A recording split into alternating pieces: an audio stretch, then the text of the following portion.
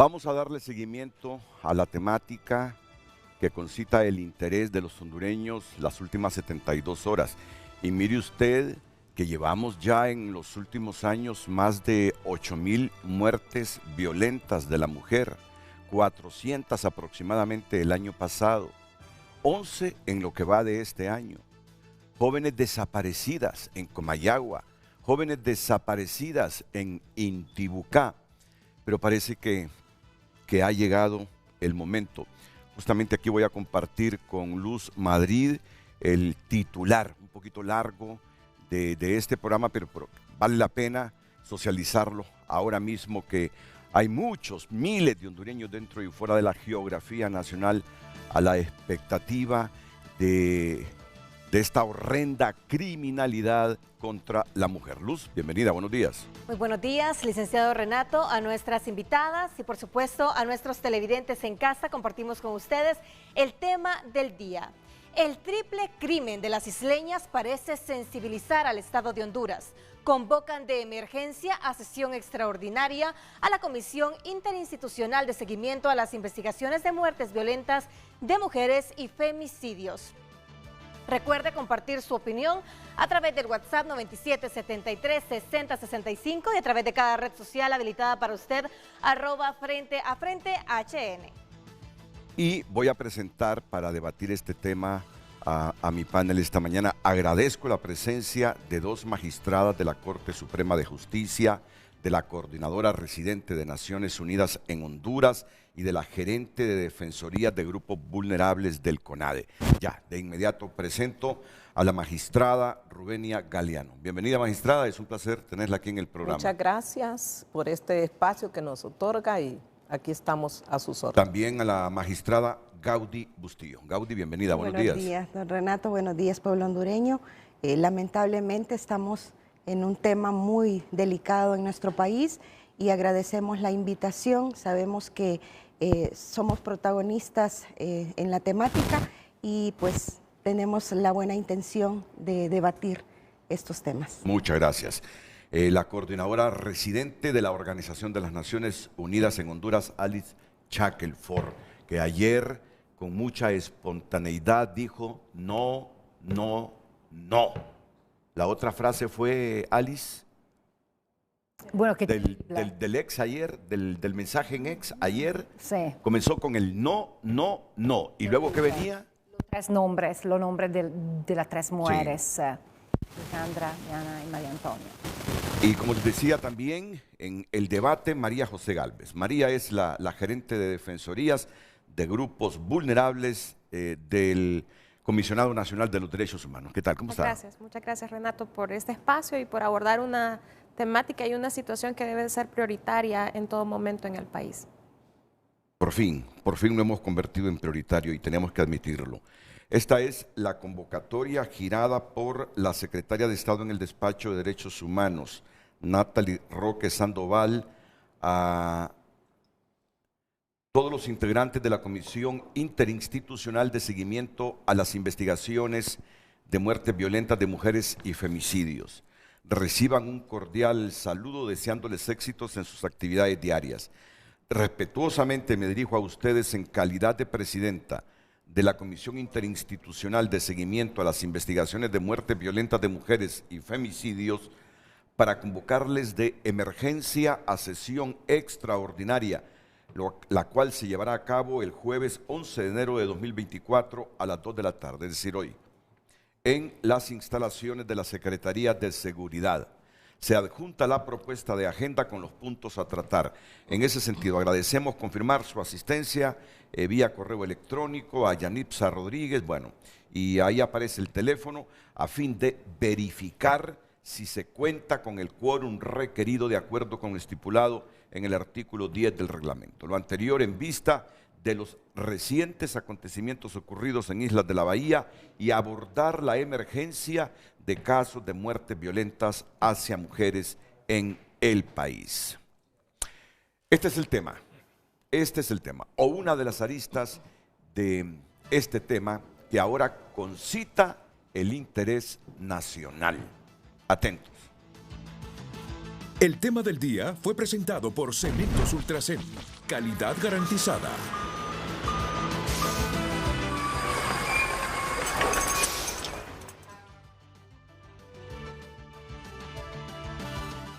Bueno, solo permítanme ir a la primera pausa comercial y ya enseguida estaré con la magistrada Rubenia Galeano, Gaudí Bustillo, con Ali Shackelford y con María José Galvez. Y me van a permitir también al menos unos 5 minutos, porque hay un hondureño televidente de este programa que ayer de manera espontánea me dijo: Renato, ayúdeme, ayúdeme.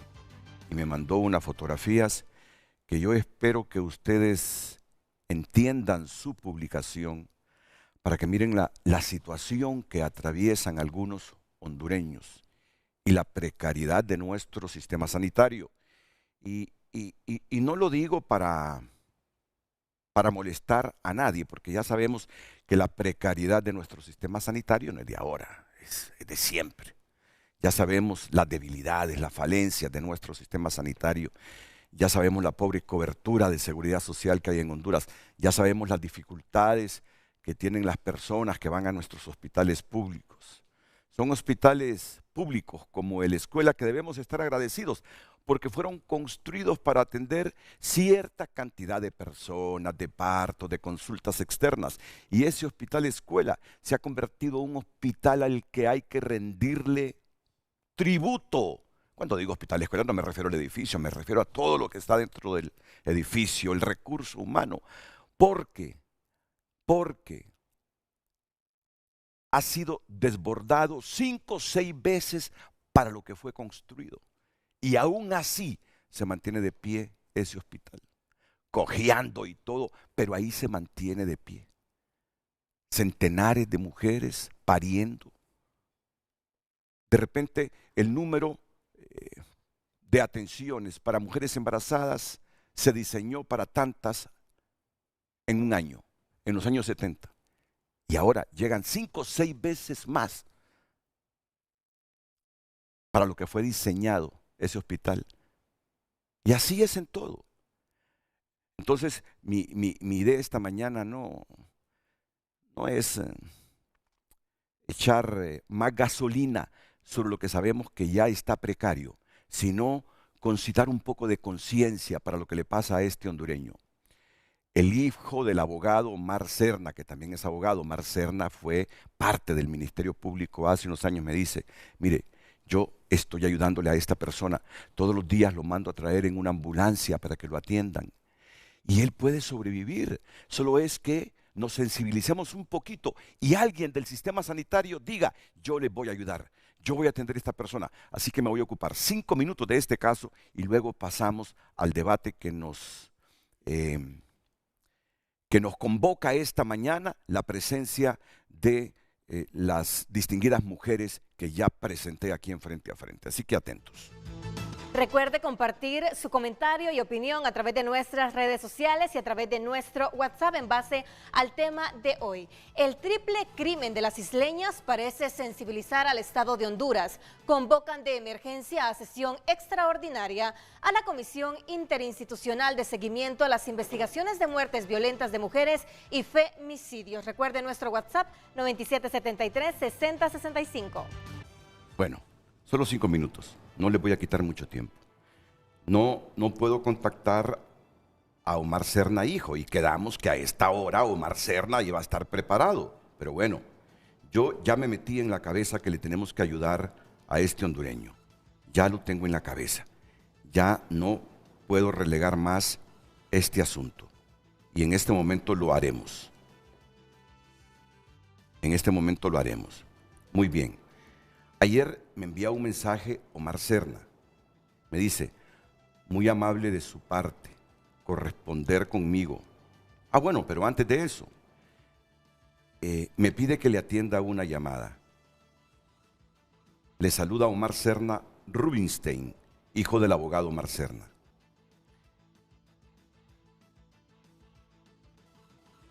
Me relata el caso de una familia, y en especial de un señor en la familia de escasos recursos.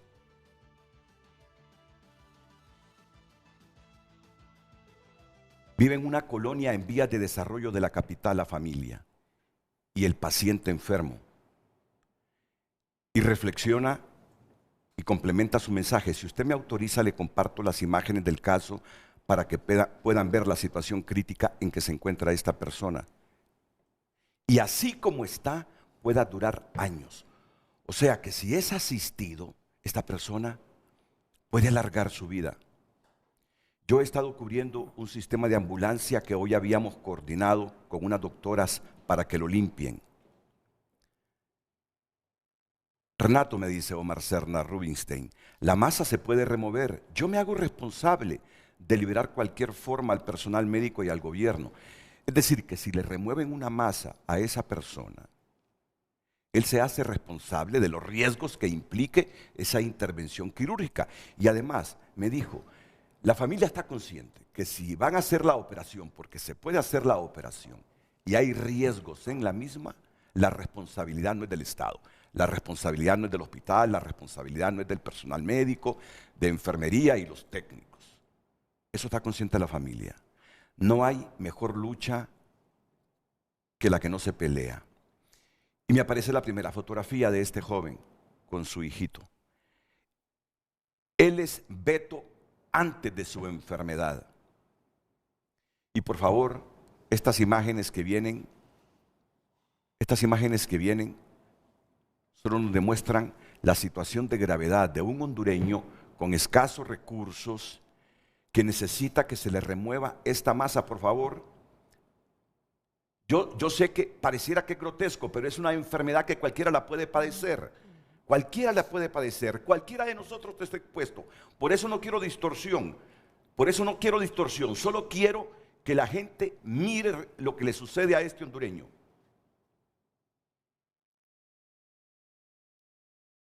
Ok, necesitamos removerle la masa a este hondureño, esa masa que ustedes ven ahí. Necesitamos removerle esta masa que ustedes ven ahí. Me dice Omar Serna Rubinstein, no se sientan comprometidos, sí, no me siento comprometido, Omar. Siento lo que le sucede a personas de escasos recursos que no pueden visitar un médico privado, un hospital privado, y que están expuestos al hospital público, y que no tienen ni suficientes recursos para contratar una ambulancia y llevarlo a un hospital público, y que le limpien esa masa. Si está a su alcance ayudar, por favor, se lo agradecería. Y me advierte, debo advertirle que las imágenes son muy fuertes. Por favor, volvamos a esas imágenes. Sí, yo no lo hago por morbo, lo hago simplemente para concienciar a nuestra gente. Hoy por la mañana me dice, lo movilizamos a un hospital para que lo limpien. Hay que estarle limpiando la masa. Yo mismo me hago responsable. Le suplico que en algo lo podamos apoyar. ¿Y qué hacemos como medio? Simplemente plantear este caso y pedirle a alguna autoridad sanitaria,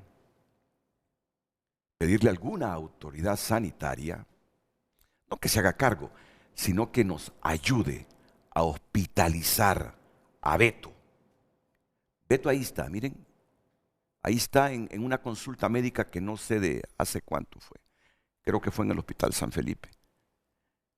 Pero hospitalizarlo, hacerle las radiografías, los exámenes de laboratorio que hayan que hacerle, y si los médicos determinan que es operable, que se le puede remover la masa, que hay posibilidades de que él viva, pues hombre, hacerle la operación. Pero si él sigue en su casa, solo limpiándose esa masa, seguro que va a perder su vida. ¿Podemos hacer algo por ese muchacho? Por Beto. ¿Lo vieron ustedes antes de la enfermedad con su hijo? ¿Podemos hacer algo? Tenemos nuevas autoridades en la Secretaría de Salud.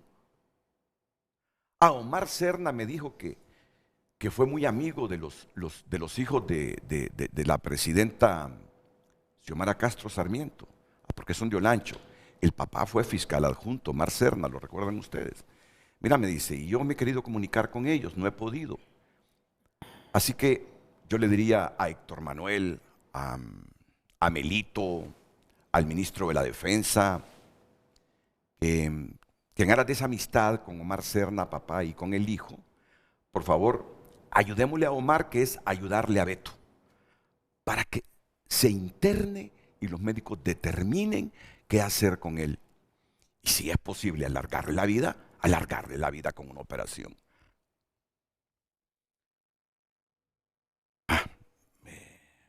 Eso me gusta, esa reacción así. La Secretaría de Salud está por comunicarse con frente a frente. Eso es lo que podemos hacer en los medios, ser vehículos, ser vehículos, ser vehículos. Y eso es lo que yo les pedía a mis panelistas esta mañana. Solo permítanme 5 o 6 minutos para ver qué podemos hacer por este hondureño. Así como él, hay muchos que no tienen ni el recurso para trasladarse a un hospital. Y no digamos en el caso de Beto, que tiene un problema serio, una masa ahí fea, que no sé si es dañina, los médicos determinarán eso, y que le podemos ayudar a él para que salve su vida, a sus vástagos para que tengan padre por muchos años más, y a su familia en general, porque puede ser un hombre que se puede reinsertar a la vida económicamente activa. Así que solo denme un minuto más, solo estoy esperando la llamada de la Secretaria de Salud para determinar el desenlace de esto. El desenlace está claro. Que lo hospitalicen, que lo hospitalicen. Solo permítame una nueva pausa comercial y ya enseguida vuelvo para que comencemos con este tema que genera la expectativa de la hondureñidad. Estoy seguro. Nos estamos sensibilizando con esta cantidad de crímenes que desde hace años padecen las mujeres del país. Atentos. Yo pensé que Omar Serna, hijo, vivía en Tegucigalpa, pero no, vive en Washington.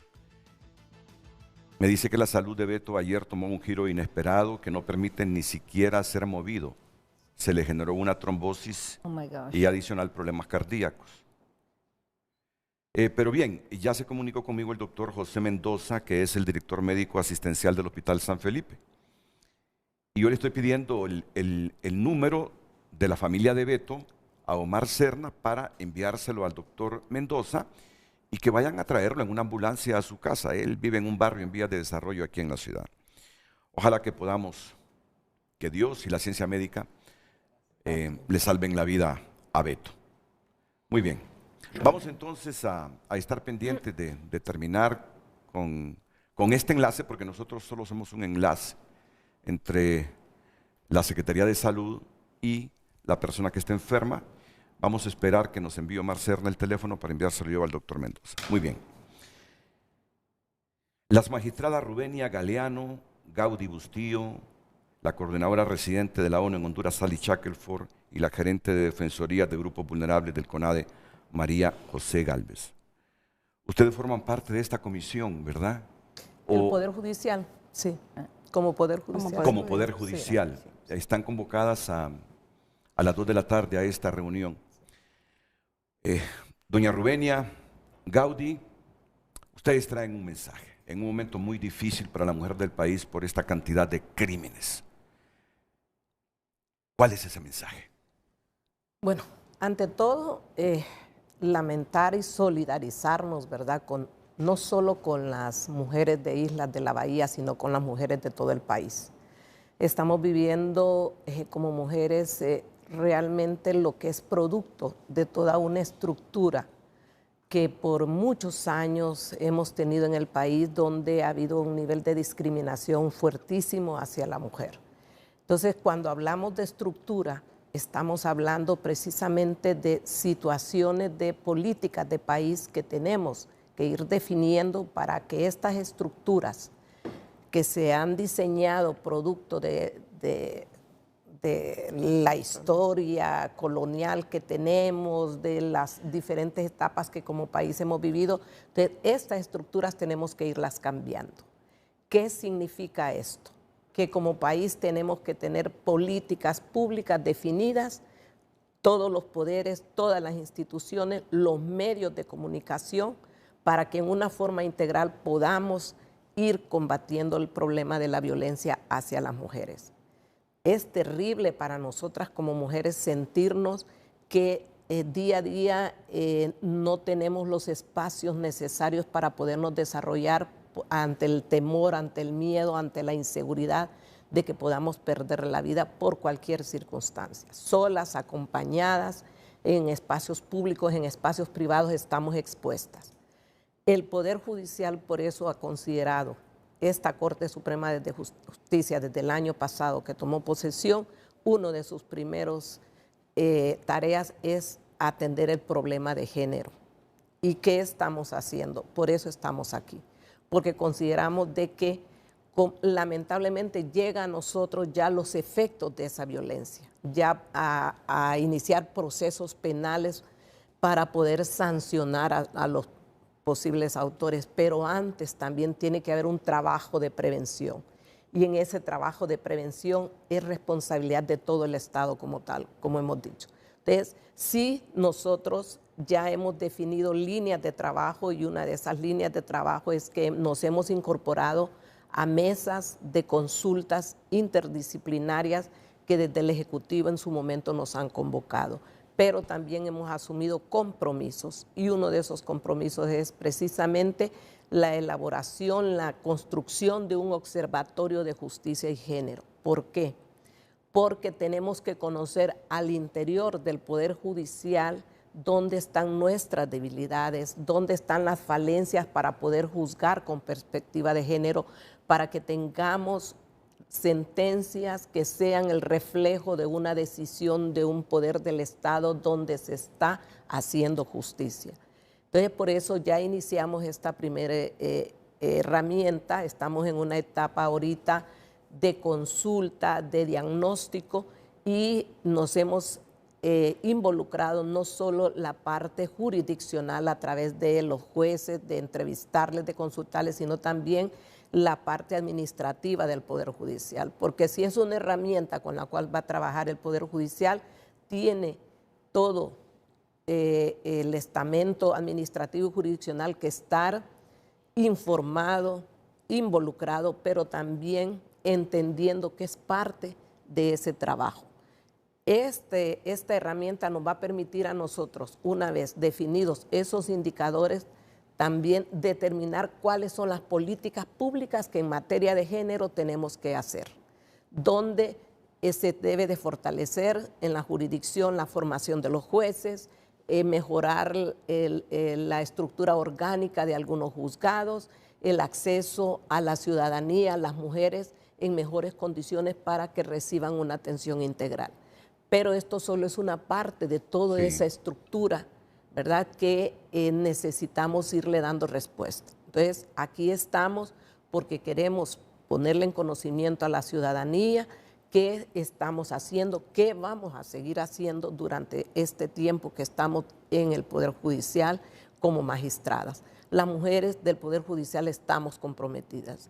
Las magistradas de la Corte Suprema de Justicia estamos comprometidas y es por eso que estamos aquí, informándoles a la ciudadanía, rindiendo estas cuentas de lo que estamos haciendo.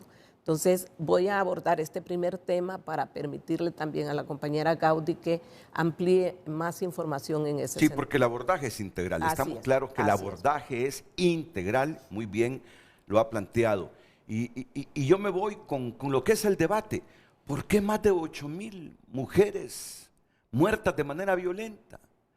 La impunidad, el que no se resuelvan los casos, ha generado que los asesinos de estas mujeres digan, sí, de todos modos, aquí el país no castiga a quienes matan mujeres. La impunidad es enorme en esto y nos está perjudicando. De tal manera que ayer yo salí un poco conflictuado con los datos que Melvin Duarte nos ofreció, que menos del 10% de estas muertes violentas, los casos son judicializados. Viene el secretario de Seguridad y dice, si nosotros hemos resuelto aproximadamente el 54%, dice, de los casos de muertes violentas. El problema, eso fue lo que yo entendí, colegí, que presentamos los casos resueltos al Ministerio Público, pero yo no sé si el Ministerio Público observa debilidades en la investigación que no presenta entonces los casos a la justicia. Mire usted cuántas... Allí hay un desfase. Claro. ¿Qué pasa en la investigación y qué pasa en la judicialización? Entonces, aquí es donde tenemos que también ir poniendo la vista. Está fortalecido el Ministerio Público, está fortalecida la investigación en temas de género, porque no es lo mismo investigar un hecho común y corriente que una muerte de una mujer. O sea, hay contextos totalmente diferentes que son los que van determinando cómo se debe hacer una investigación. Igual para el que juzga. Tiene que juzgar de una manera diferente a un hecho común y corriente. Entonces, sí, son cuestiones que tenemos también nosotros en una forma integral que irlas revisando como instituciones involucradas en el sistema de justicia, porque el sistema de justicia no solo es el Poder Judicial. Claro. Muchas veces se señala al Poder Judicial como el responsable, no. Es toda una estructura también en temas de justicia. Desde el momento que se da un hecho, cómo se va a iniciar esa investigación, si realmente hay toda la fortaleza científica para poder determinar que ese hecho al final va a llegar a ser juzgado en una instancia jurisdiccional. Entonces, ¿dónde están las debilidades? ¿Dónde están las flaquezas que tenemos? ¿Verdad? Y eso nos está indicando entonces que este es un trabajo de conjunto. Nos vamos a sentar en mesas convocadas por el Ejecutivo a discutir estos temas, pero tenemos que irle buscando también las soluciones. O sea, ese es un enfoque totalmente integral que tenemos que ver en cómo ir resolviendo la problemática. Magistrada Gaudí.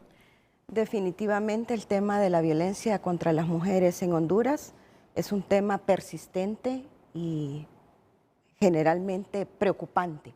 Como mujer me sensibilizo con las víctimas y también con las familias de estas mujeres que han perdido la vida.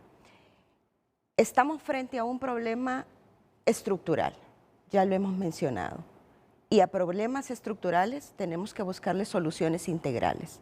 Y como bien lo decía la magistrada Rubenia, el Poder Judicial es un eslabón dentro de esa estructura para poder darle solución a esto. Con el tema de los datos que usted manejaba, que presentó el día de ayer, ahí vemos reflejado lamentablemente una deficiencia en el registro de datos. Y en ese sentido, pues, es importante llamar la atención a que debe de estructurarse un sistema unificado de datos. La Policía Nacional tiene que tener un registro de los datos de la violencia contra las mujeres, Ministerio Público igual, Poder Judicial, pero que esté unificado, claro, porque de esa manera se van a generar políticas públicas. Por eso el Poder Judicial ha planteado la creación de este observatorio de justicia y género con ese objetivo, para hacer diagnósticos, para tener datos reales, porque si usted no tiene una información fidedigna, no puede generar soluciones. Y desde esa perspectiva, entonces ir generando estas políticas públicas que necesitamos. Sí, cada quien salva su pellejo. Así es. Cada institución salva su pellejo. Y ayer que hacíamos una catarsis con la magistrada Rubenia y el equipo, identificábamos que hay esos embudos en el proceso para poder llegar al Poder Judicial y poder resolver estos casos. Y lógicamente comienza un embudo con la presentación de la denuncia. Se realiza el acto, hay que presentar una denuncia ante la Policía Nacional o ante el Ministerio Público. Esa es la primera etapa. Luego viene el Ministerio Público y comienza a hacer el proceso de investigación. Sabemos y estamos conscientes que hay que apostarle a tener una investigación más efectiva, a capacitar a los operadores de justicia en este sentido. En ese aspecto hay un proceso investigativo que deriva un requerimiento fiscal y es a partir de ese momento que entra el Poder Judicial a revisar estos casos. Mientras no haya un requerimiento fiscal, el Poder Judicial no es partícipe del proceso. Entonces, ¿a dónde queremos llamar la atención en ese aspecto? A fortalecer el sistema de investigación. Por eso la solución es integral. Por eso no podemos actuar aisladamente. No podemos venir a un foro, perdonen la expresión, a echarle tierra a uno u otro actor. No, aquí es de sentarnos y de tomarle la seriedad que requiere el caso. Venimos hablando y escuchando sobre muchos años, bueno, usted lo dice, claro, son 8,000 casos de mujeres que han quedado en la impunidad y eso no puede seguir sucediendo. Y en ese aspecto la magistrada presidenta, doña Rebeca Obando, y el Pleno de Magistrados hemos entrado con esa iniciativa de que a través de la Sala de lo Civil podamos ser partícipes de todos estos planteamientos, de todos estos programas que puedan venir a fortalecer el tema de la justicia, porque también no podemos dejar de desconocer que hay un hecho histórico en cuanto al acceso a la justicia de niñas y mujeres, y es ahí donde tenemos una gran responsabilidad como Poder Judicial. ¿Qué más podemos hacer? Bueno, ya se han planteado la creación de nuevos juzgados de violencia doméstica, se está planteando la creación en Choloma, en Progreso, en Santa Rosa de Copán, porque se identificó que en esas zonas es donde se da la mayor cantidad de denuncias. Entonces estamos abriendo el abanico, estamos especializando los juzgados en materia de violencia doméstica. Pero más que eso también viene un proceso de sensibilización, Renato, porque hemos identificado que a lo interno del Poder Judicial todavía nos falta juzgar con perspectiva de género. No le entendemos a qué es juzgar con perspectiva de género. Se presenta un caso en donde está involucrada una mujer, lógicamente hay que pasar todo un procedimiento. No es el hecho de tener una demanda, un caso donde simplemente está la mujer y vamos a juzgar solo porque está la mujer. No, hay que hacer el análisis del contexto, porque de eso se trata juzgar con perspectiva de género. Y es ahí donde necesitamos la capacitación a lo interno del Poder Judicial, y ya se están planteando para el POA de este 2024 una serie de talleres, de seminarios para sensibilizar a magistrados, a jueces, pero también al personal administrativo, porque desde el momento en que una mujer llega a presentar su denuncia, su caso, desde ahí nos han dicho, mire, si es que el guardia me trató mal. Entonces desde ahí estamos dando signos de discriminación, donde el mismo Estado es responsable. Hay todo un estamento, aquí tiene que entrar, por ejemplo, la parte de educación, el Ministerio de Educación, la parte cultura, Ministerio Público, Policía Nacional, los poderes del Estado. Y es importante que nos integremos en estas mesas. De hecho, el año pasado tuvimos la visita de las diputadas que forman parte de la Comisión de Género, Equidad y Género del Congreso Nacional, y se nos pidió que tuviéramos un acercamiento con el Poder Legislativo. ¿Por qué? Porque el Poder Legislativo es el que crea las leyes, pero el Poder Judicial es el que las aplica. Y al final nos piden un dictamen, una opinión, si esa ley procede o no. Y fue tan interesante esta reunión que dijimos, bueno, está bien, los esfuerzos deben de ser conjuntos. Y se creó una mesa técnica de cooperación entre ambos poderes del Estado. Y de hecho hemos estado trabajando, no se ha hecho el lanzamiento general de la mesa, pero ya hemos estado trabajando, y uno de los resultados es que se le está dando vida al reglamento del registro de los deudores morosos alimentarios, que también forma parte del sistema de las mujeres.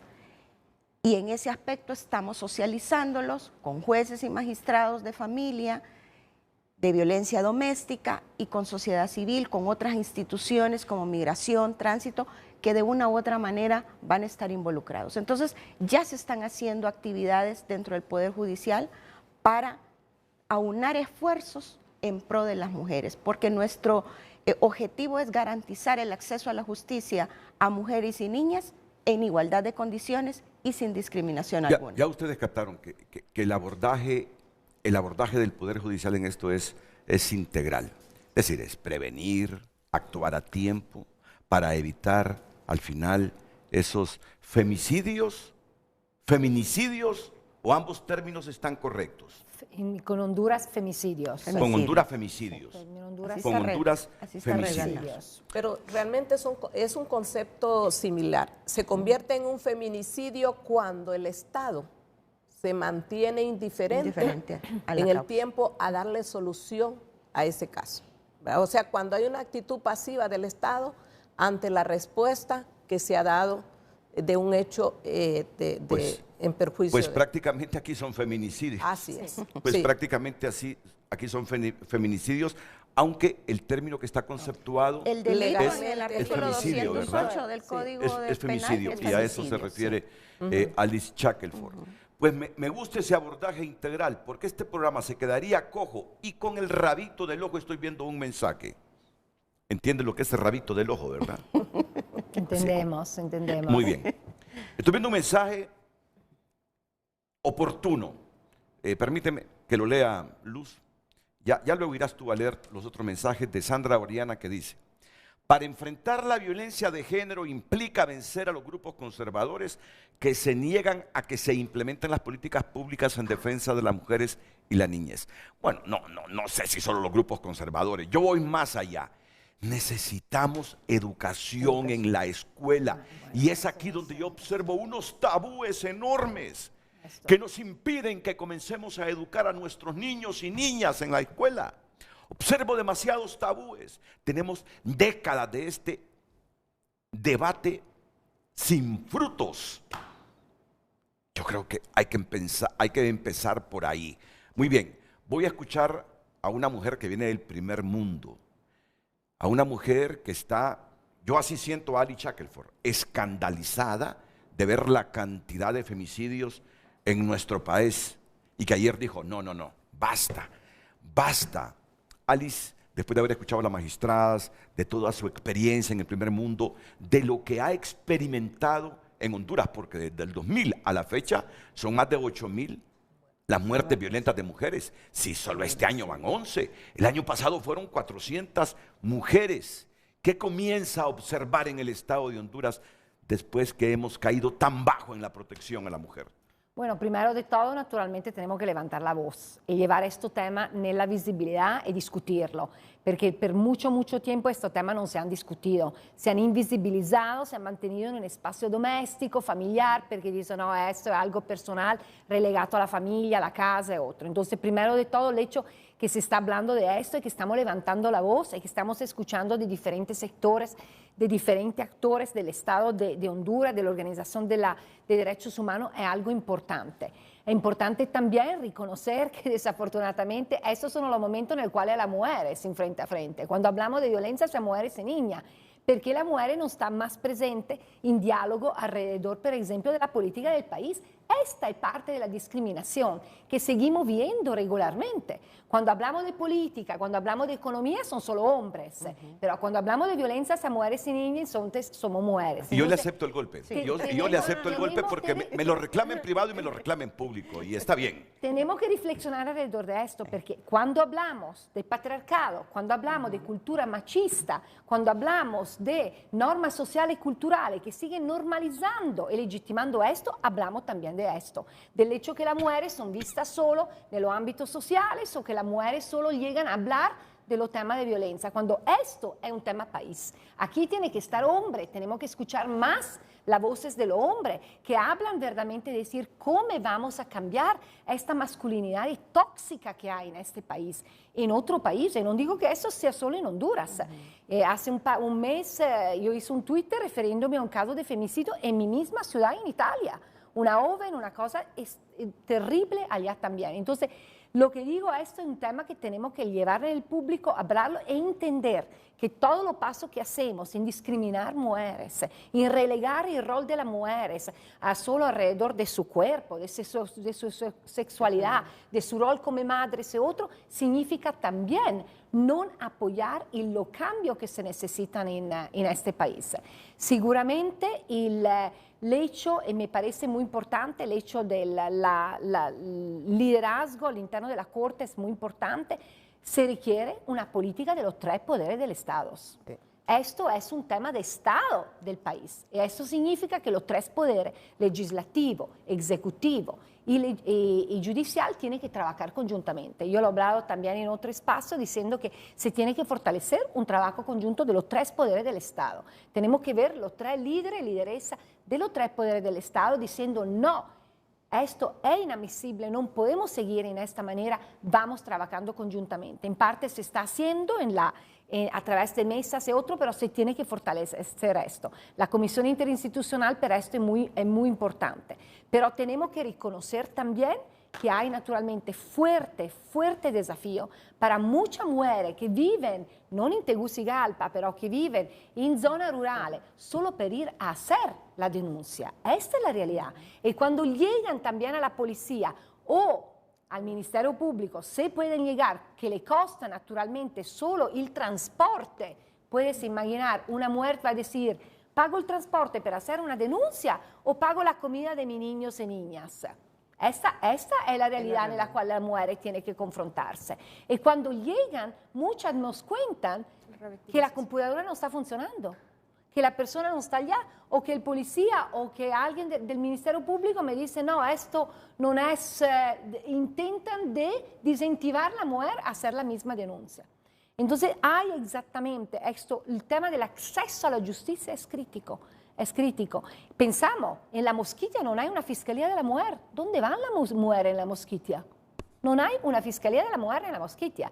Entonces, esta es la realidad de la cual tenemos que hablar, ¿no? Que tenemos que encontrar verdaderamente una manera por la cual la justicia o la institucionalidad sea más cercano a las mujeres. Y cuando hay estos casos, que se dé seguimiento, porque muchas de estas mujeres que ahora no están con nosotros y nosotras, y recordamos que atrás de estas mujeres están niños y niños que son huérfanos ahora, familias impactadas de otro, pero muchas de estas mujeres habremos podido prevenir la muerte, porque habían denunciado, por ejemplo, habían hecho una denuncia a otro, pero allá se queda. Y allá son muertes que se habrían podido evitar. Y recordamos que al final lloramos por estas mujeres que no están aquí, que no pueden contribuir al desarrollo del país. Hablamos de la necesidad de empleo, hablamos de la necesidad naturalmente de un nuevo pacto social, de un nuevo salario mínimo, hablamos de estos temas, pero si estamos matando a las mujeres, estamos matando también la oportunidad para este país también de desarrollarse económicamente, socialmente, políticamente. El costo de la violencia hacia mujeres y niñas estimado alrededor de entre el 5 y el 8% del Producto Interno Bruto. Imaginarse qué podríamos hacer con estos recursos en Honduras y en otra parte del país. Construir más escuelas, tener más juzgados y todo. Pero naturalmente la rendición de cuentas de los tres poderes del Estado es crítica y es importante que se crean también esta articulación entre ellos y ella, siempre en colaboración. Aquí repito, para mí es siempre muy importante el trabajo con la sociedad civil. Mucho trabajo se está haciendo alrededor de los datos. Hay también un proyecto que se ha apoyado con Naciones Unidas en el Ministerio de la Secretaría de Seguridad, donde hay datos que se van combinando. Hay esfuerzos importantes que tenemos que reconocer, el hecho que se están publicando también los datos, o sea, no es una cosa de poco, porque en el pasado tampoco se publicaban los datos. Entonces, allá pienso que hay pasos importantes y tenemos que seguir fortaleciendo, pero tenemos que levantar la voz y tenemos que decir no, porque esto es inadmisible. Ayer la oficina del Comisionado Nacional de los Derechos Humanos nos recordó que el Estado tiene la obligación internacional de prevenir las violaciones a los derechos humanos de las mujeres y las niñas, incluso frente a las actuaciones de terceros. La defensora del pueblo reiteró su llamado al Estado hondureño para que inicie una pronta investigación con diligencia y que incluya los principios de oficiosidad, oportunidad, competencia, independencia, exhaustividad y la participación de los familiares de las víctimas. Es indispensable que se castigue con todo el peso de la ley al o los responsables de cometer este tipo de hechos violentos que enlutan a familias hondureñas, precisó la abogada Blanca Izaguirre. Del 2000 a la fecha, más de 8,000 muertes violentas de mujeres. Solo el año pasado aproximadamente 400 y en lo que va del año estamos rompiendo récord. ¿Cuántos días del año llevamos? 11. ¿Cuántos fallecimientos de mujeres? 11. Sí, 11. Como registrados oficialmente. Sí. Registrados oficialmente. María José Gálvez, la gerente de Defensoría de Grupos Vulnerables del CONADE. El Comisionado Nacional de los Derechos Humanos siempre ha hecho un llamado al Estado de Honduras por la violencia que las mujeres estamos sufriendo en el país, y no solo la última, que es la muerte violenta de mujeres, sino también, como ya mencionaba Alice, el tema de violencia doméstica, violencia sexual, que también se da en el país. Me agrada escuchar a las magistradas hablar de este observatorio judicial y de género, que también es una de las recomendaciones que ya órganos de tratados, el Comité CEDAW, la misma Comisión Interamericana y el MESECBI han hecho al Estado para atender esta situación de la violencia contra las mujeres en el país, pero también CONADE, nosotros en nuestros informes anuales, en nuestros comunicados y demás, hemos hecho énfasis de las quejas que hemos recibido presentadas por mujeres ante CONADE relacionadas con el acceso a la justicia y también con el tema de derecho a la vida e integridad personal. Y dentro del tema de acceso a la justicia también tenemos quejas, por ejemplo, a nivel local en los que jueces de paz están conciliando los casos de violencia doméstica. Que al final pues lo que viene es como de una manera a avalar o a justificar la violencia que la mujer está sufriendo en el ámbito privado por parte de su pareja, acompañante, qué sé yo. Arreglate con ese hombre, déjame en Exacto. paz, arreglate con ese hombre. Entonces, ya mencionaban el hecho de tomar el valor de ir a hacer la denuncia lleva bastante, porque recordemos que la violencia es un ciclo, que no es fácil salir de ese ciclo, que muchas veces cuestionamos a la víctima en vez de cuestionar por qué ella está sufriendo esta situación o por qué está pasando por esta situación.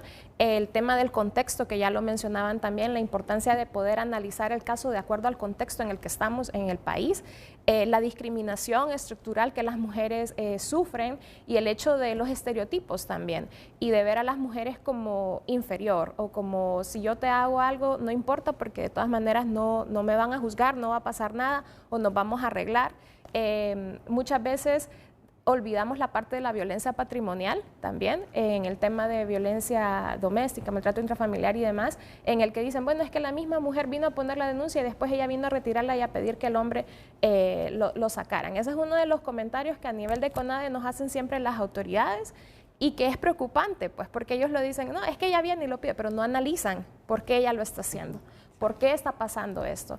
La Comisión Interinstitucional de Seguimiento a las Investigaciones de Muerte Violenta de Mujeres y Femicidios se da gracias a la lucha de estas organizaciones de mujeres defensoras de derechos humanos de las mujeres en el país, en las que exigieron que hubiera un mecanismo de rendición de cuentas por estos altos índices de impunidad en el país. Se crea en 2016 por una reforma a la ley del Ministerio Público, pero comienza a funcionar de manera formal hasta 2018. Llevó 2 años para que se pudiera instalar de manera formal esta comisión. Y bueno, ayer usted tenía una defensora aquí, a Merly, que ella ha sido también una de las que ha estado presente siempre en esta comisión, su participación junto con otras defensoras en la misma y en la que CONADE también forma parte desde que se instaló. Y ha sido difícil también porque lo que se espera es que esta comisión sea del más alto nivel, que no solo estemos participando personal técnico, sino que estén las autoridades, los que pueden hacer una toma de decisión. En 2018-2019 se logró hacer una gestión de fondos para fortalecer al Ministerio Público y a la Policía Nacional para que pudieran hacer una investigación, o sea, fortalecerle con los suficientes recursos para tener el suficiente personal y hacer una investigación con perspectiva de género. Lamentablemente estos fondos fueron al gran bolsón y nunca llegaron a lo que deberían de haber llegado.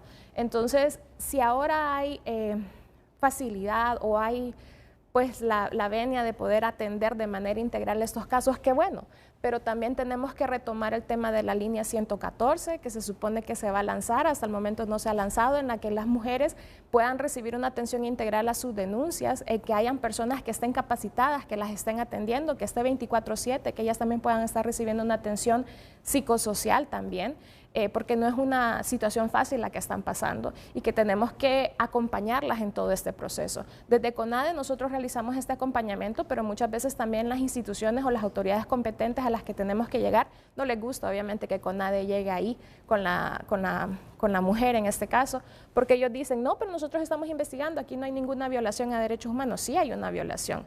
El hecho de que esta mujer no esté viviendo su vida libre de violencia ya es una violación a su derecho humano. No es el hecho de que ya estén investigando el caso, es que ella está sufriendo violencia y no debería de estar sufriendo violencia, porque es responsabilidad del Estado garantizarle una vida libre de violencia. Tenemos que ver el tema de violencia contra las mujeres como lo que es una pandemia. Nos atendimos el COVID-19, pero la pandemia de la violencia contra las mujeres la hemos tenido desde años atrás. Totalmente de acuerdo. Y no es una pandemia que se va a ir así fácilmente. Entonces sí se tiene que atender de manera prioritaria. Las mismas mujeres pues han hecho el llamado y recordado la promesa de la presidenta en que iba a atender de manera prioritaria los casos de las mujeres, y no solo por el hecho de que sea una mujer la presidenta, es que al final es una responsabilidad del Estado, sea quien sea que esté dirigiendo el gobierno. Bueno, Alex Shackelford reclamaba que no habían hombres en este foro. Y cuando solo tengo hombres, Renato, ¿y las mujeres? Cuando solo tengo mujeres, ¿y los hombres? Bueno, pero aquí hay ya perspectivas de hombres. Miren. Vamos a ver ahora. Si no se están judicializando los asesinatos de las mujeres, ¿cómo se sabe que son femicidios? ¿Se sabe si cada mujer es asesinada por un hombre? ¿Toda mujer es asesinada por un varón? Importante ese dato, me dice un varón. ¿Esos asesinatos o femicidios estarán vinculados al crimen organizado o solo a la violencia doméstica? ¿Quién tiene esos datos con certeza? ¿A dónde se obtienen? Bueno. Es la reflexión de un varón, ¿verdad? Sí. La reflexión de un varón. Sí, pero es muy valiosa. Es muy valiosa, y en ese sentido nosotros lo que sí nos ha enseñado la doctrina en el tema de género, en el tema de estos tipos de hechos, es que desde que se inicia una investigación donde hay una muerte que puede tener vinculaciones por cuestiones de género, debe de haber una presunción que puede ser un delito de femicidio. En primer lugar, o sea, desde el inicio de la investigación. Eso dice la doctrina. Eso nos dice la doctrina, y tenemos sentencias de la Corte Interamericana donde ha ido señalando precisamente esa ruta en la investigación. Hay una gran responsabilidad del Estado en estos temas, como en cuanto a la cuestión del cumplimiento del principio de la debida diligencia. La debida diligencia nos llama de que no solo debe de haber inmediación e inmediatez en la investigación, sino que iniciar una investigación desde el enfoque de género, ¿verdad? Porque mejor presumir que es una muerte producto de esto a llevarlo a un caso común que después, más adelante, va a ser muy difícil poder establecer que realmente fue un hecho producto de una situación de desigualdad de relación hombre-mujer.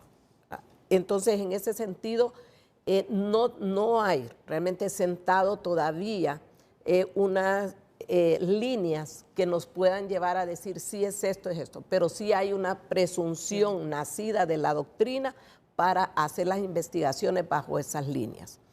En relación a lo que decía la abogada del comisionado, el año pasado la Corte Suprema participó en una primera reunión de mesa precisamente porque ya veíamos toda la conflictividad que teníamos en el tema de violencia sobre las mujeres.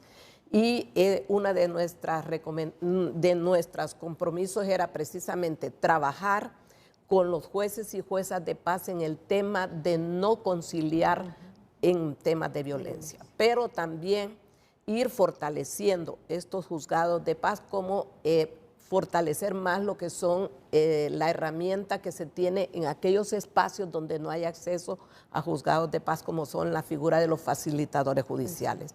El facilitador judicial es el primer elemento que el Poder Judicial tiene en una comunidad de las más remotas. Y esa persona se ha ido formando en el sentido de que pueda receptar una información, una denuncia en estos términos, para luego trasladarla a lo que es ya el ámbito de un juzgado de paz y poderse ir resolviendo. Porque, como decía, por ejemplo, en Gracias a Dios, no tenemos realmente una institucionalidad. Tenemos juzgados de letras, tribunales de sentencia, pero en la parte, por ejemplo, de cumplimiento de algunas sentencias en el tema de los abusos, no tenemos una institución en materia laboral que pueda dar respuesta a eso. Tenemos un ministerio público, pero también un ministerio público que tiene que ser fortalecido por toda la conflictividad que tiene ese departamento. Entonces, sí tenemos que sentarnos todas las instituciones y analizar realmente. La problemática que tenemos es fuerte. O sea, el problema de violencias a las mujeres se va agudizando día con día, y tenemos que hacer un alto en este momento, sentarnos y en una forma integral ir buscándole las soluciones. al interior del Poder Judicial nosotros estamos haciendo, pero qué van a hacer o qué están haciendo también las otras instituciones, ¿verdad? Porque si no, este problema ya se nos está desbordando y puede ser muy tarde si lo dejamos para después. Tengo que ir a una pausa comercial, pero esto será parte del debate que viene con las magistradas de la Corte Suprema viendo el tratado de extradición con los Estados Unidos. En el artículo 8 pueden ver ustedes en pantalla, no sé si está activado el Apple TV, lo activamos en este momento. Dice lo siguiente: ninguna de las partes contratantes aquí citadas estará obligada a entregar a sus propios ciudadanos en virtud de las estipulaciones de este convenio. Por homicidios, nosotros no le podemos entregar a Estados Unidos, ni ellos, en el caso este de Gilbert Reyes, tampoco nos pueden entregar a Gilbert Reyes. Eso dice el tratado. Ninguna de las partes contratantes aquí citadas estará obligada a entregar a sus propios ciudadanos en virtud de las estipulaciones del convenio por homicidio. O sea que será muy difícil extraditarlo. Será muy difícil extraditarlo. Y ayer lo planteó la misma embajadora de Estados Unidos.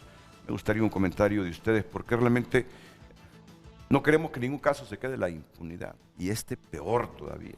El ciudadano estadounidense tuvo tiempo de irse del país. ¿Y ahora cómo hacemos? ¿Y ahora cómo hacemos? ¿Se quedará en la impunidad este caso? ¿O hay una forma de evitar la impunidad? Pausa y regresamos con la magistrada Rubenia Galeano, Gaudy Bustillo, Ali Shackelford y María José Gálvez. Gracias por compartir su opinión con nosotros. Es indispensable que se tomen estas medidas extraordinarias para solventar esta triste situación contra la mujer. Los Estados Unidos no pueden defender a un asesino, tienen que extraditarlo a Honduras para que pague por el asesinato de las 3 mujeres. Comparte el televidente. Más mensajes al gobierno de nuestro país. Se le está saliendo de control. Comparten más. Hay que ser justos y tenemos que decirlo. Estas 8.000 muertes violentas, más de 8.000 muertes violentas, es en las últimas 2 décadas. Es en las últimas 2 décadas. Eso es lo que se va incrementando. Más de 400 muertes violentas de mujeres el año pasado y 11 en 11 días del año en el 2024. Esto no es de ahora. Se nos salió de control desde hace tiempo y no hemos reaccionado. Continuamos con más mensajes. Comparte un televidente. Interesante tema. Se necesita sensibilizar a todas las autoridades en La Esperanza. Intibucá se está trabajando conjuntamente con la alcaldía del municipio de La Esperanza para poder apoyar económicamente a las mujeres, que se les lleva trámite de denuncia de violencia doméstica en cuanto a los gastos de transporte, para que puedan movilizarse hasta los juzgados y así darle el trámite de ley correspondiente. Aquí se necesita que se pueda crear juzgado especializado de violencia doméstica. Saludos, comparte el televidente. Es un proceso integral, pero hay que ir más allá dónde y cómo atender a las víctimas de violencia si los casos son judicializados. Se habla mucho de la violencia doméstica, femicidio y no se hace nada. El problema es estructural. Número 1, la justicia por el suelo. 2, la tolerancia de la policía permitiendo el sinnúmero de puestos de venta de droga, la falta de valores, la educación familiar, la alta emigración de padres de familia, quedando niños huérfanos. Comparte el televidente. Hay un caso en el juzgado de lo penal donde la fiscal solicitó sobreseimiento definitivo en caso de maltrato familiar, a pesar de haber violencia patrimonial y psicológica, poniéndose del lado del agresor, y por eso el agresor le ha quitado los hijos a la víctima. Que la fiscalía investigue, comparte el televidente. En hogares desintegrados, nada justifica la violencia ante la mujer. La educación integral desde la niñez es clave, y más con nuestros patrones culturales. Comparten los televidentes. Continúe usted compartiendo su opinión a través de redes sociales y a través de nuestro WhatsApp. Redes sociales fue presentado por Óptica La Curazao. Los precios más bajos en aros y lentes. Expertos en crédito, especialistas en visión. Óptica La Curazao. Bueno, estamos hablando de un abordaje integral, pero yo voy directo en este momento. Magistradas de la Corte Suprema de Justicia, Rubenia Galeano, Gaudy Bustillo, Ali Shackelford y María José Galvez. Sabiendo que hay que tratar de manera integral este problema en Honduras, tenemos algo inmediato, que es lo que facilita más las muertes violentas de mujeres, es la impunidad. ¿Qué nos cuesta resolver un femicidio? ¿Qué nos cuesta llegar con el autor material o intelectual en un femicidio? Y ese es el puntito clave. 11 femicidios en 11 días de 2024. 400 en el 2023. 8,000 y un poco más del año 2000 a la fecha. Ese es el puntito, es la impunidad. Es la impunidad. Yo sé que ustedes llegaron hasta hace poco al Poder Judicial, sé que esto no es, sí es problema de ustedes porque ahora representan, son magistradas de la Corte Suprema de Justicia y tienen que ver cómo contribuyen y coadyuvan a resolver esto. Lo que quiero decir es que yo no las puedo culpar a ustedes de los 8,000 homicidios, de los 11 de este año, de los 400 del año pasado. Pero aquí está el puntito clave, la impunidad. Y pareciera que es el Ministerio Público, según la policía, que aunque les presenten casos resueltos, dicen, aquellos no los traducen en requerimientos fiscales. Ya hablamos un poquito de esto, pero me gustaría seguir profundizando, doña Rubenia y doña Gaudí. Yo creo que aquí es importante tener un dato estadístico, Renato. El Centro Electrónico de Documentación e Información Judicial nos reportó desde el año 2018 a abril 2023 que los tribunales de sentencia recibieron 44 casos de femicidios. Es decir, solo estos 44 han sido calificados como tales y que han llegado a los tribunales de sentencia. ¿En cuántos años me dijo? Del 2018 al 2023. Entonces usted me puede decir, bueno, pero las cifras dicen que son más de 800, pero judicializados como tal, solo tenemos 44. ¿Y a dónde está el timo de esto? ¿Quién califica que es o no un feminicidio? Ese es un reporte preliminar que nosotros tenemos, por eso es importante el tema del observatorio, porque aquí no está incluido el hecho de las muertes de mujeres por tema de parricidio o por homicidio o asesinato, sino simplemente es un dato de los feminicidios. ¿Qué sucede en el caso de los tribunales? Bueno, se han resuelto, tenemos 31 resoluciones de esos 44. Eso quiere decir que hay una efectividad de un 70% por parte de los tribunales de sentencia. Pero usted me diría, bueno, ¿pero dónde está el resto de los delitos o de los femicidios que no han sido registrados o calificados totalmente? Entonces, es ahí donde viene la integrabilidad y la importancia de que el ente que le corresponde calificar tenga esa facilidad y los instrumentos o la materia para poder hacer las investigaciones propias y poder calificar estos delitos. Es así tanto que han sido un 61% de sentencias condenatorias, tenemos 61% de sentencias condenatorias, 35% de sentencias absolutorias, 0% de sobreseimientos provisionales y un 3% de sobreseimientos definitivos. Lo que quiero dar a conocer con esto es que lo que llega a los tribunales de sentencia se está resolviendo conforme, pero hay una parte, una etapa preliminar que hay que fortalecer para que no queden en impunidad estos casos, ¿verdad? Y es ahí donde tenemos que hacer el esfuerzo conjunto para poder fortalecer el sistema de investigación. Sí, en este momento mi productor baja a buscarme una historia que no pudimos divulgar ayer en la noche en TN5 sobre una grave denuncia que hace Merly Eguigure y donde involucra al Ministerio Público. Y la verdad que yo no he escuchado reaccionar al Ministerio Público sobre esa grave denuncia. De hecho, una de las personas cuestionadas me ha pedido reunirme con él hoy para escucharle, claro. Y es mi amigo de hace muchas décadas y lo voy a escuchar. Pero la denuncia es gravísima contra el Ministerio Público. de que paró un expediente o 2 expedientes de violencia contra la mujer solo por afinidades políticas. Yo no he escuchado reaccionar al Ministerio Público. Viene de una de las mujeres con más historia en la lucha de protección de las mujeres. María José Galvez, tú sabes quién es Merly Aguigure, creo que Ali Shackelford ya la conoce, ustedes la conocen, claro, junto a Gladys Lanza, ya fallecida, vienen librando una lucha en favor de las mujeres desde hace 3 décadas. Y Merly ha hecho la denuncia sobre el Ministerio Público. Y si el Ministerio Público va a actuar así en función de conveniencias e intereses políticos, y es ahora de los 2 nuevos fiscales, de los interinos que tenemos.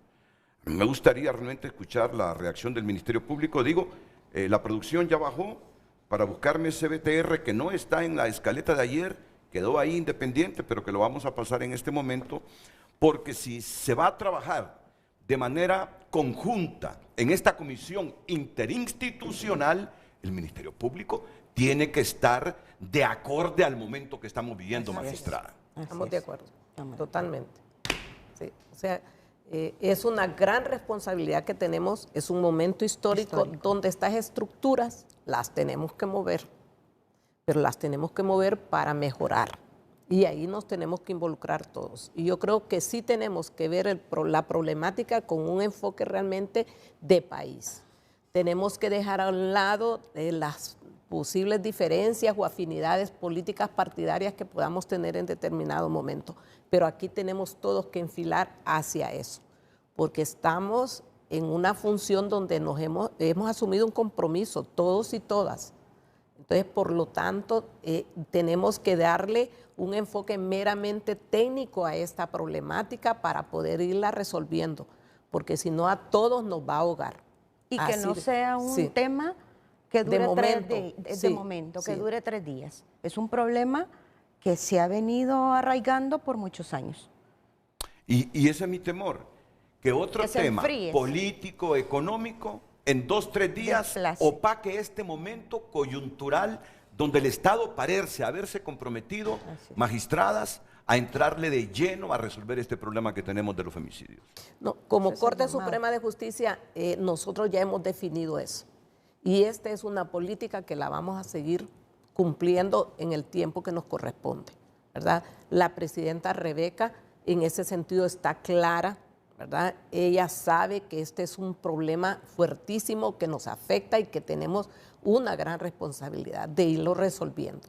Tenemos que ir fortaleciendo los juzgados de letras, tenemos que ir formando, porque mucha parte de la impunidad también, y en ese porcentaje de 20, 25% que podemos encontrar en sentencias absolutorias o en sobreseimientos definitivos, puede ser por falta de formación al interior también del Poder Judicial, ¿verdad? Entonces, sí es necesaria la formación continua en todo lo que es el tema de género, para todos. La instancia administrativa también tiene que estar sensibilizada con la problemática del acceso hacia las mujeres, ¿verdad? Lo que decía la abogada del CONADE, realmente hay casos donde a veces llega y es un vigilante quien le detiene la entrada a una mujer, que en su momento hubo hasta por la vestimenta, como llegaban vestidas hacia los juzgados, se les cerraba el acceso, y eso no es posible, ¿verdad? O sea, nosotros tenemos que estar de puertas abiertas en esta temática, así de sencillo. Y yo creo que cuando yo hablo de nosotros es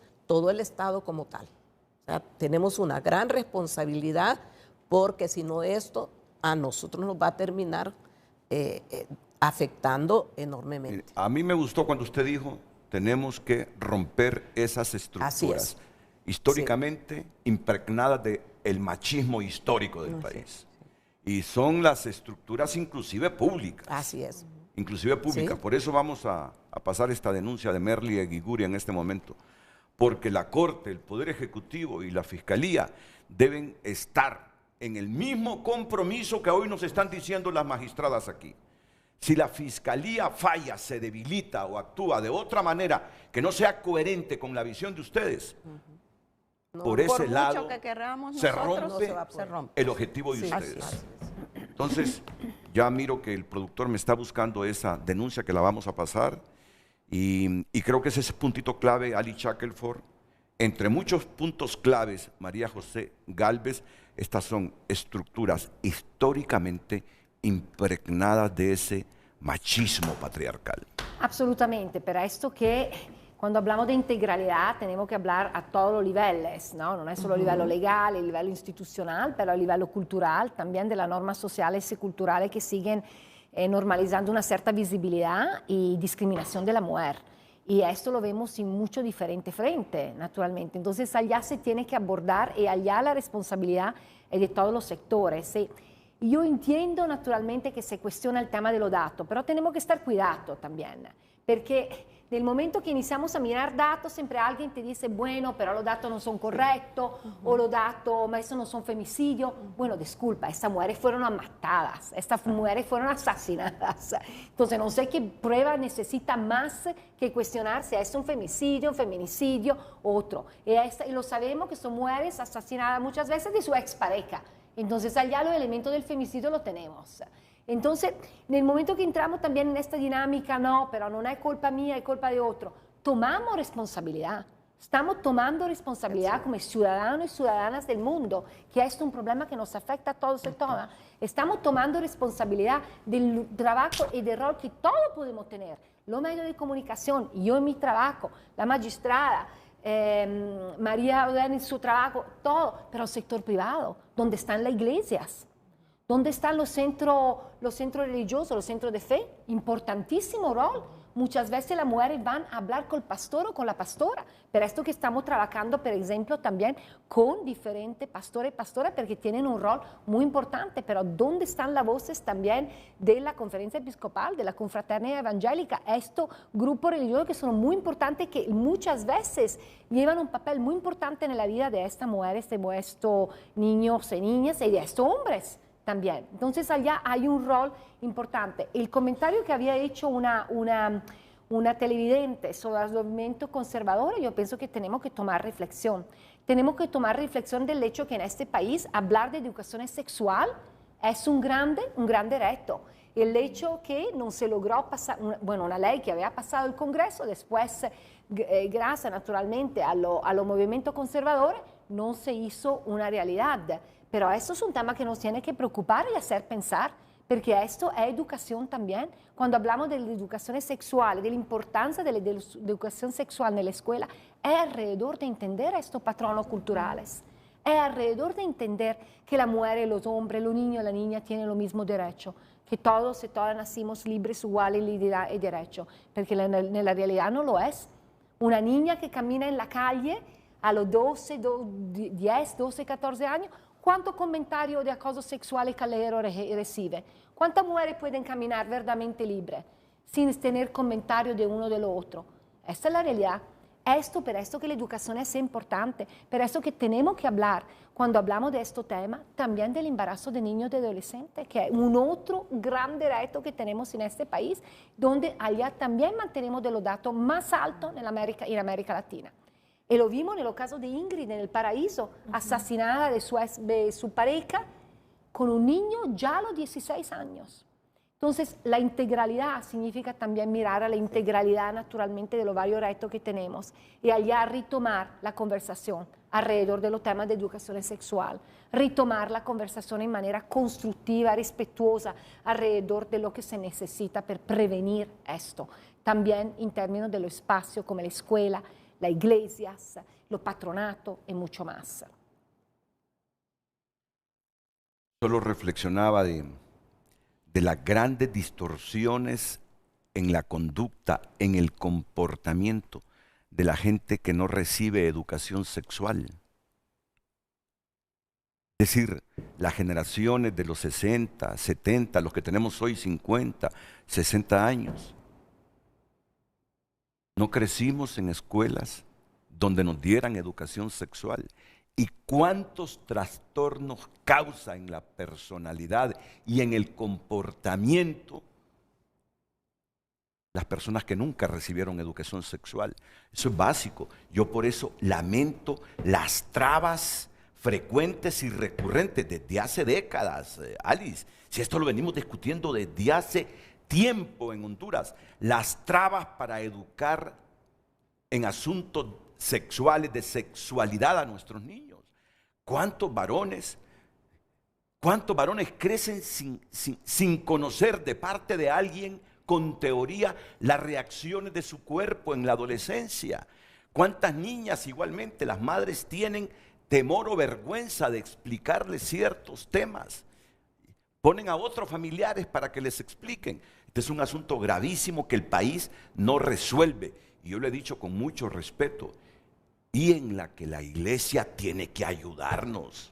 Tiene que ayudarnos. Escucho al CONADE. Sí, igual también, de nuevo, el trabajo que se tiene que hacer a nivel local, porque muchas veces todo lo centralizamos en las principales ciudades y demás, pero que también la responsabilidad que también tiene el gobierno municipal.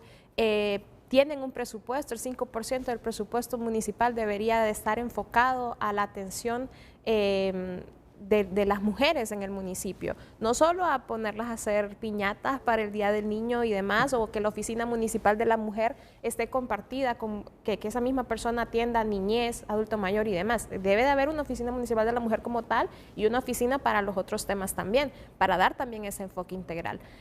No tenemos también casas refugio a nivel nacional, solo contamos con 8 a nivel nacional, y que en su mayoría pues fueron creadas por las mismas organizaciones de sociedad civil ante la irresponsabilidad del Estado de dar una respuesta a esto. La Ley contra Violencia Doméstica indica que es responsabilidad de la Alcaldía Municipal, en conjunto en aquel entonces con el Instituto Nacional de la Mujer, ahora CEMUJER, de tener una casa refugio en los 298 municipios del país. Pero seguimos siendo también un Estado reactivo, porque esa es una forma de, bueno, ya la mujer está sufriendo violencia. Entonces, ¿qué tenemos que hacer para que no lleguemos a ese punto? Ya mencionaban el tema de educación, cómo ir eliminando esos estereotipos desde el hogar y poder también fomentar este tipo de educación en las escuelas. Porque no es un tema, que ya usted lo mencionaba, que sea tan fácil muchas veces y sobre todo a nivel local abordarlo. Pero tenemos como autoridades y como Estado esa responsabilidad de no verlo por encima, sino atender esta situación de manera oportuna. Muy bien. Voy a presentar estas portadas para luego hacerle la consulta a las magistradas. La prensa dice hoy, las asesinaron a balazos. Medicina Forense confirmó ayer en San Pedro Sula las identidades de las víctimas y la causa de muerte. Un balazo en la cabeza, cada una de ellas. Gilbert Reyes tenía una relación tóxica con Dionis Solórzano, una de las víctimas, es el principal sospechoso, pero ya está en Estados Unidos. Es la portada de la prensa. El Heraldo. No más impunidad. La sociedad hondureña reaccionó indignada tras el triple crimen a jovencitas en Rotán. Se sospecha de hombre que salió rumbo a Estados Unidos. Los femicidios han incrementado y solo este año van 11 víctimas. La Tribuna. Estos son los periódicos impresos que tenemos. Ejecutadas. Se confirma que las isleñas Nikendra McCoy, María Antonia Cruz y Dionis Solórzano recibieron un tiro en la cabeza y las fueron a tirar dentro de un vehículo en el sector de French Key, Roatán. Policía solicita al FBI que interrogue al estadounidense Gilbert Reyes, principal sospechoso. Pero ¿qué sucede? ¿Qué sucede con el tratado de extradición entre Estados Unidos y Honduras que suscribimos en 1909? Ese tratado establece que los estados no están obligados a entregar a sus conciudadanos por casos de homicidios. Artículo 8. Ninguna de las partes contratantes aquí citadas obligará a entregar a sus propios ciudadanos en virtud de las estipulaciones de este convenio. ¿Hay alguna forma que en el caso este último de las tres isleñas, Estados Unidos nos puede entregar a ese ciudadano en el entendido que viene para realizar un proceso y determinar, y ustedes como justicia lo determinarán, si él es el asesino de esas tres jóvenes isleñas? A magistrada Gaudí, magistrada Rubenia. Bueno, en primer lugar, todos sabemos que hay un principio de inocencia, ¿verdad? Claro, que se debe de respetar y el debido proceso. Por otra parte, es importante recalcar que Honduras ha suscrito 3 tratados relativos a extradición, y uno de ellos es el de 1909 con Estados Unidos, del cual se ha hecho una práctica ya inveterada. El tema del asesinato sí está regulado en este convenio, pero como bien usted lo apunta, ese artículo 8 ya establece que ninguna de las partes está obligado a entregar sus connacionales. ¿Qué representa esto? Esto representa un acto discrecional de cada Estado bajo el principio soberano. Es decir, no están obligados a entregarlos. ¿Qué podríamos hacer nosotros como hondureños? Ya Estados Unidos y Honduras también es suscriptor de la Convención de Montevideo. Y esta convención fue invocada, recuerdo, en el caso del Seguro Social. Si se recuerdan, hubo el involucramiento de una ciudadana chilena y se solicitó en extradición. Chile, respetando su principio soberano, dijo no la puedo entregar porque me lo prohíben mis principios soberanos. Pero Honduras solicitó que esta persona fuera enjuiciada en Chile. Creo que esa podría ser una salida. Respetuosamente pediríamos al gobierno de Estados Unidos que colabore, porque el objetivo nuestro en Honduras es que el delito no quede impune. Si esta persona se le comprobase que fue el autor material o que participó, ¿verdad?, en este triple crimen, lógicamente esperaríamos que Estados Unidos colabore. Y lo que puede hacer Honduras en ese aspecto es solicitar que sea juzgado, o sea, que se someta al proceso de juzgamiento en Estados Unidos. Pero obligar o solicitar que lo envíen por extradición bajo el tratado, tendrían que invocar el artículo 8 del mismo. Entonces, ahí no... Hay plena coincidencia con la versión de la magistrada Gaudi. Yo quisiera ampliar un poco más. Si bien es cierto, hay esa discrecionalidad para el Estado requerido en su caso, ¿verdad? Pero también hay otros principios, el principio de reciprocidad. Honduras ha sido muy accesible, cooperativa con Estados Unidos de Norteamérica en el tema de las extradiciones. Entonces, ya tenemos todos unos antecedentes donde nosotros hemos respondido positivamente a sus solicitudes de extradición y por lo tanto yo creo que ahí tendría que haber esa respuesta en una forma recíproca, partiendo de ahí. Pero también hay otro principio, el principio de buena fe.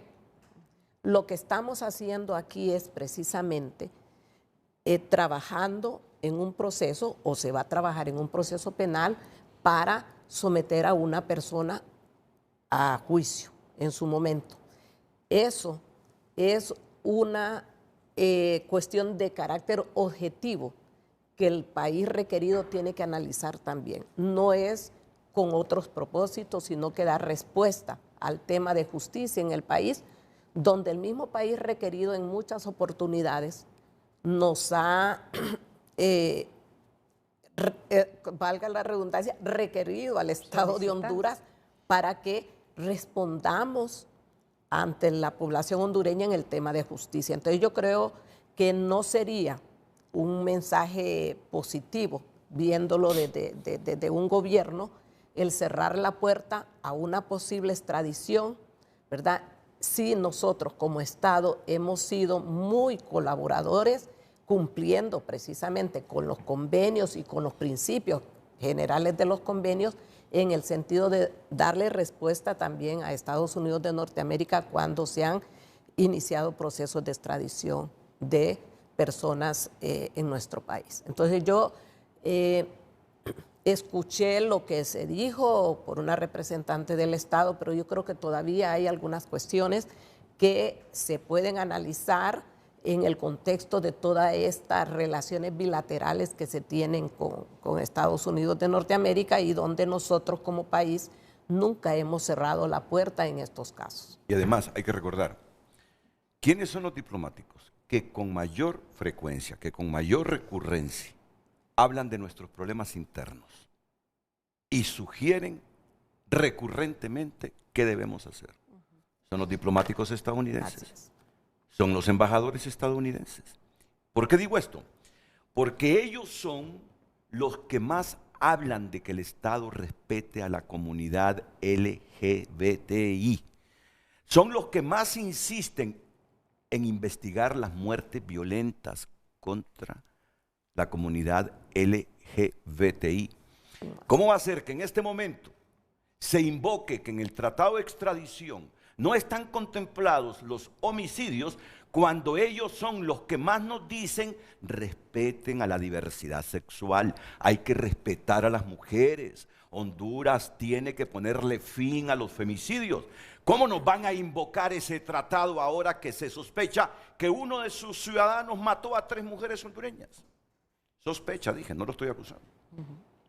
No entendería que Estados Unidos, que es la nación, a través de sus embajadores en el país, que más habla de nuestros problemas y que más presiona para que resolvamos nuestros problemas estructurales y coyunturales, y los que más dicen debe haber respeto a la diversidad sexual, debe haber respeto a las mujeres, ¿cómo es que hoy nos van a invocar ese tratado y casi nos dicen que va a ser difícil e imposible que Gilbert Reyes se le haga justicia en Honduras? No le estamos acusando. Vendría un proceso judicial para que la justicia determine si él es el responsable de esos asesinatos. Pero que no nos pongan trabas, porque entonces se estarían contradiciendo y dándose ellos mismos con la piedra entre los dientes. Recomiendan, sugieren, presionan, pero cuando el Estado les pide un favor justamente para hacer lo que ellos nos piden, dicen, no, pero tenemos un tratado y ahí no se contempla extradiciones por homicidios. Eso sería terrible, no sería nada coherente con la política de Estados Unidos. Bueno, yo pienso alrededor de esto, no voy a entrar naturalmente en el tema bilateral entre Honduras y Estados Unidos, y pienso que primero estamos a tiempo un poquito anticipado, temprano, para comentar alrededor de esto. Lo que tenemos que asegurar, volvemos a lo que acabamos de discutir. Acabamos de discutir que uno de los problemas principales es alrededor del tema de investigación. Entonces, enfocamos y aseguramos que Honduras tenga todos los recursos, el enfoque de asegurar que las investigaciones sean bien hechas, que las pruebas sean bien recolectadas, bueno, todo el proceso para asegurar que haya un caso. Entonces, iniciamos con esto, enfocámonos alrededor de esto, lo que puede hacer Honduras, lo que tiene que hacer Honduras, no solo por las 3 mujeres en Roatán, por todas las mujeres que han sido asesinadas. Entonces, trabajamos en eso, aseguramos. Después, cuando verá exactamente el proceso, cuando verá el juicio, allá habrá un proceso, naturalmente, de diálogo bilateral. Pero Alice, yo pienso que es con importante todo también respeto, que mantenemos el enfoque alrededor también del tema donde estamos. Uno de los grandes desafíos es que los asesinatos pasan, pero las pruebas no se colectan bien, no hay una buena investigación, por lo cual los casos tampoco llegan, por ejemplo, a la corte. No, con todo respeto, pero no creo que nos estemos anticipando. Si es que es el principal sospechoso. Claro. Si yo fue no la misma diciendo, embajadora que ayer se anticipó a decir, no, pero va a ser bien difícil, se lo solicitan en extradición. No, yo creo que no estamos faltando en el tiempo ni en forma al reflexionar sobre esto.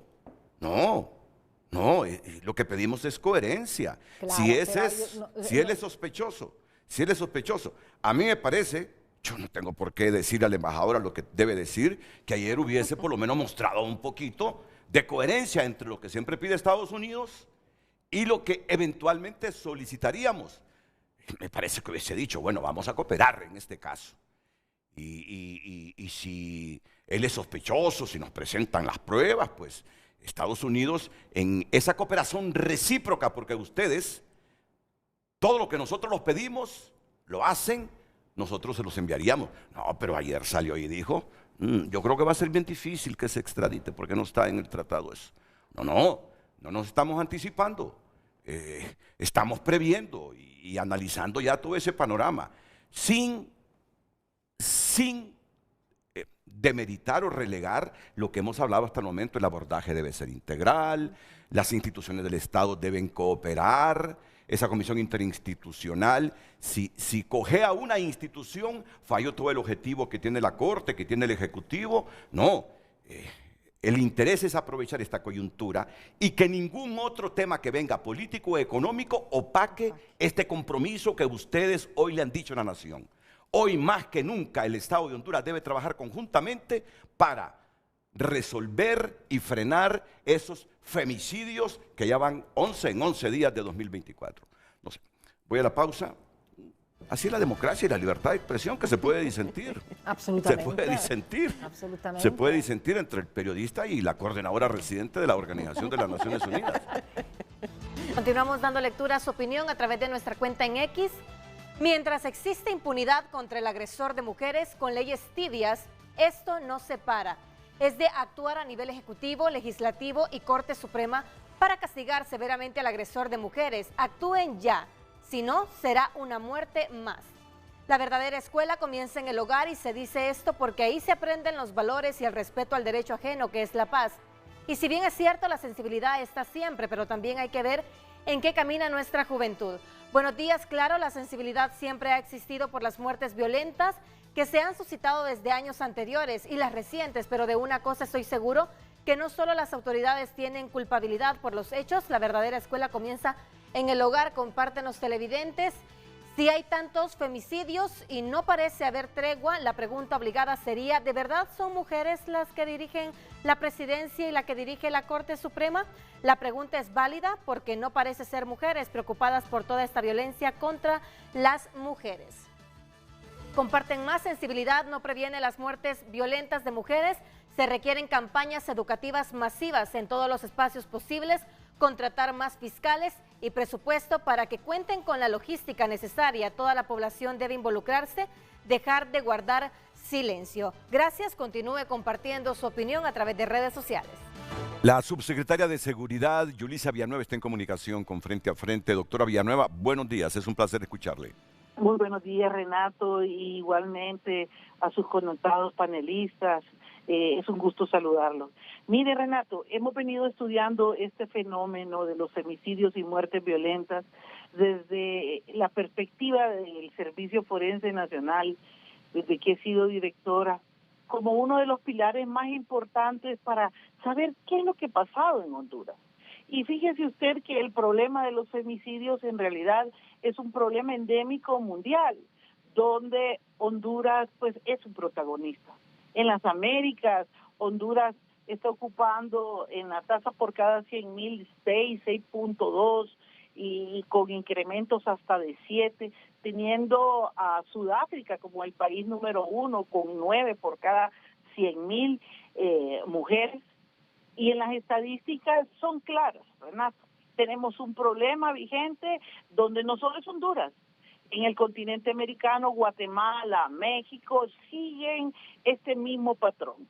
Hay que analizar claramente las condiciones particulares de lo que está sucediendo en el país. Y nosotros hemos llegado a las conclusiones certeras de que en este país, y ahí está Ali sentada, se le hemos planteado muchas veces a la comunidad internacional, porque Naciones Unidas nos ha apoyado fabulosamente con programas como el Spotlight, estrategias que promueven mucho la prevención. Sin embargo, en Honduras hay un inconveniente que es el que dirige el proceso de la investigación. La Fiscalía ha estado por más de 12 años tomada, Renato, y no ha sido uno de las prioridades en los procesos de investigación.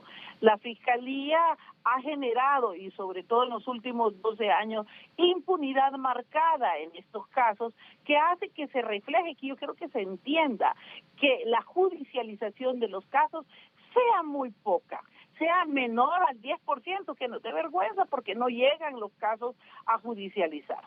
¿De qué sirve que los fiscales puedan presentar a veces unos buenos requerimientos si no pasan en el Poder Judicial? O que la policía o la ATIC, al que le toca investigar el caso, no genera una adecuada carpeta investigativa que los fiscales, pues, que son los que dirigen ese proceso, no les interesa. Hemos visto el retraso enorme que hay en estos procesos, y yo siempre lo he dicho, si usted quiere matar mujeres y que no se den cuenta, pues mátelas en Olancho, yo le puedo decir que las mate en Roatán, mátelas en La Esperanza, en el sur, donde la cobertura del servicio forense tampoco está. Y tenemos que entender que no puede haber un divorcio entre las entidades operativas de justicia. Y es por eso que se debe de declarar una emergencia en el tema de la investigación del delito. Nosotros desde que llegamos a la Secretaría de Seguridad en el año 2022 hemos planteado la generación de unidades de reacción inmediata de acuerdo a la data, pero lamentablemente hemos tenido inconvenientes con hacerle entender a la autoridad que la data se utiliza para generar política pública eficiente y son 7 ciudades que tienen que tener esas unidades de reacción trabajando de manera conjunta entre lo que es la policía, la ATIC, lo que es medicina forense, la dirección de fiscales, el Poder Judicial. La comisión, sin duda, interinstitucional de muertes violentas ha venido a acercarnos con la sociedad civil. Sin embargo, es agradable saber también que la sociedad civil sigue siendo veedora y que espera mucho de nosotros la parte de gobierno. Hoy estoy convencida, Renato, de que el problema heredado también, y la gente dice, vaya, ya basta, heredado, y siguen diciendo que en los últimos 12 años, sí, la presidenta heredó un gran problema en los femicidios que se han agravado precisamente en su gobierno. Su sensibilidad y la orden ha sido clara de la presidenta en decir que el problema se ataque de raíz y es precisamente en los temas vacíos de la investigación donde se debe de afrontar. Vio usted ayer mismo la discrepancia en la data y bueno, sin comentarios. Claro que hay que hacer comentarios. Los comentarios precisos en mirar la data y ver que en Honduras de las 380, por ejemplo, casi 50% de los casos, ¿a qué etiología obedecen? Y usted mira ahí y dice, pendiente de investigación. Y el 13%, ¿a qué obedece? A criminalidad organizada. Y el otro, a conflictividad social, 30%, 35%. Pero, ¿por qué no estamos investigando bien? ¿Por qué no estamos llegando a estas conclusiones basadas en evidencia? ¿Por qué se tiene que reaperturar, Renato, el caso de Cheryl Yubisa 5 años después, teniendo prueba científica completa y que afectaba a los intereses de muchos? Eso era un narcofemicidio. Era clarísimo lo que ahí estábamos observando y aún así fue desestimada y desacreditada la prueba. El papel del Ministerio Público es fundamental y por eso mismo el hecho de la crisis que hay en el Congreso Nacional y la no aceptación de repente de los fiscales interinos. La presencia de los fiscales interinos en este momento está promoviendo que al menos no se detenga ya la investigación y que continúe. Ojalá que esto se ratifique cuando el Congreso así se pueda volver a reunir. Pero son muchas las cosas que afectan a este país y que en materia especializada, Renato, de los problemas de muertes violentas de mujeres, de muertes violentas de grupos vulnerables, la investigación es el talón de Aquiles. Bueno, doctora. Lo hemos dicho siempre. Okay. Y hemos esperado, y se lo he dicho a Alex en todo momento, que nos acompañen en esa temática de apoyo, porque los destinos para la investigación no son prioridad y los dineros que se invierten para aquellos que les toca decidir que son neófitos o no saben sobre esto, pues no le dan importancia. Bueno, es la subsecretaria de Seguridad la que está en la línea telefónica y que nos ha recordado que ayer el Ministerio Público reabre el caso de la agente de la ATIC, Cheryl Yubisa Hernández Mancía. Caso que había sido cerrado en el 2019 por considerarse en su momento que se trataba de un suicidio y ahora tiene elementos nuevos el Ministerio Público que les hacen creer que no fue suicidio, que la mataron. Y si hay personaje en Honduras que investigó a fondo ese caso, es la que está en la línea telefónica, Yulisa Villanueva, subsecretaria de Seguridad. Yulisa desafió al Estado, vino aquí varias veces, dijo, a esa muchacha la mataron, y el Estado protegió a los autores de ese crimen. Tengo 30 segundos porque me parece que en medio de todo esto, pero además de que nos esperanzamos ahora que vemos al Estado reaccionando ya con más sensibilidad ante los femicidios, también reabre este caso que en su momento usted dijo, no hombre, ¿cómo cierran ese caso? Eso no fue suicidio, eso fue un homicidio de lejos. 30 segundos, subsecretaria de Seguridad. Renato, el pilar fundamental en el que hay que basarnos es en la prueba científica. Esos 15 segundos hay que dedicárselos a apoyar a la prueba científica. No es a sus funcionarios, es a la capacitación de sus profesionales en base a protocolos estandarizados. Es hablar de prueba que se puede científica reproducir, se puede verificar, y es lo que estamos viendo. Hoy la prueba sigue vigente y es la que sacará adelante la justicia para Cheryl y para su familia. Y de la misma manera, insisto, tenemos que ponernos a trabajar y a cuidar esa prueba, a la presidenta tiene que darle la prioridad a esto, porque definitivamente si la cuidamos vamos a encontrar elementos objetivos de los cuales los testigos podrán decir lo que quieran, pero la prueba va a llegar hasta el final. Gracias. La prueba científica, Renato, es en la que siempre me he basado. Y gracias, Renato, subsecretaria de Seguridad. Es por el tiempo. Si no regresamos, yo les agradezco hoy su comparecencia. Han marcado historia en ese compromiso de frenar este tema de los femicidios.